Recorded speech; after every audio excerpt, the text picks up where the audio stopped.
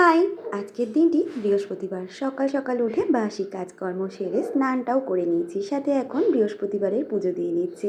আমার ঘরে স্বয়ং মা লক্ষ্মীকে আগে স্নান করিয়ে নিয়েছি আর তারপরে সুন্দর করে সাজিয়ে নিয়েছি। আর এখন মা লক্ষ্মীর ঘটও পেতে নিচ্ছি।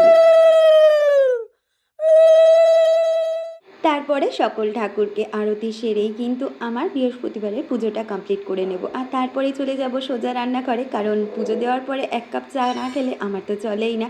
আর কি জানো তো, আজকে রয়েছে তোজোর গ্র্যাজুয়েশন ডে, সাথে পিটিএম, মানে তোজো কিন্তু আরও একটা নতুন ক্লাসে উঠে যাচ্ছে।